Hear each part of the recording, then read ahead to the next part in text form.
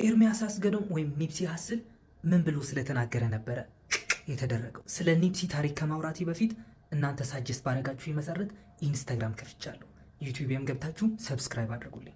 እናም የአቶ አስገዶም ልጅ ወይም ኒፕሲ ችግር ነበረበት። ችግሩም ከዚህ ልጅ ጋር ነበር።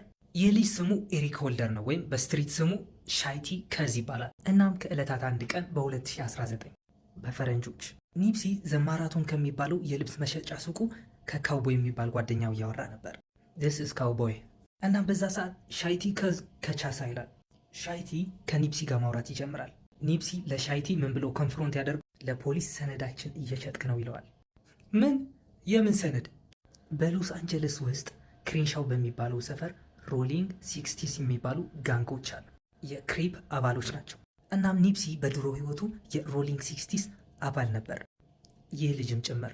እናም ሻይቲ ከዝ የሮሊንግ ሲክስቲስ አባል የነበሩ ሰዎች የሰሯቸውን ጥፋቶች አሳልፎ ነበር ለፖሊስ የሚናገር። እናም ኒፕሲ ይህ ነገሩን አልወደደለትም። እናም ማንም ጋንግ ውስጥ ያለ ሰው የጓደኛም ሆነ የጠላቱን መረጃ አሳልፎ ለፖሊስ መስጠት አይችልም። ማንም የማንም ጠላት መሆን ይችላል፣ ግን ከፖሊስ ጋር ማበር አይችልም። ይህ የጋንጎቹ ቁጥር 1 ህጋቸው ነው። እናም ኒፕሲ ለሻይቲ እንደዛ በማድረጉ ምክንያት ስኒች ይለዋል።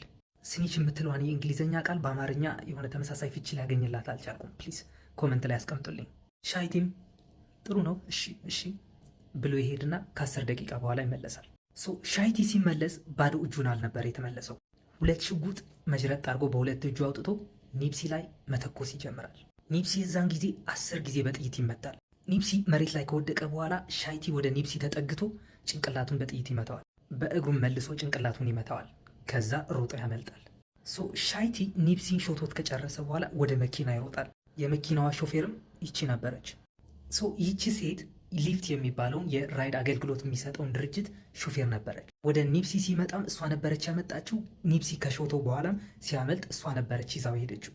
ግን መኪና ውስጥ ሻይቲ ሽጉጥ ይዞ ስታየው እንዴ ሰው ልትገድል ነው እንዴ? ምን እያረክ ነው? ተረጋጋ ምናምን ትለዋለች። እናም ሽጉጡን ያስቀምጠው። ግን ከዛ በፊት ከኒፕሲ ጋር ፎቶ ተነስታ ነበር። የቶክስ ድምፅ ከሰማች በኋላ ነበር ሻይቲ ወደ መኪናዋ ሮጦ የገባው። ከዛ ንኪው ሲለኝ ነካው ትላለች እሷ። ከዛ እቤት ገብታ በፌስቡክ ላይ ፖስት ያደረጉትን ተጠርጣሪ ይህ ልጅ እንደሆነ ፖስት ታያለች። እንዴ ይህ ልጅ ማውቀዋለሁ 911። ከዛ ከ2 ቀን በኋላ ይህ ልጅን ይዙታል። የት ቦታ ያዙት ካላችሁኝ እንደ አማኑኤል ያለ የአእምሮ ህሙማን የሚታከሙበት ኢንስቲትዩሽን ውስጥ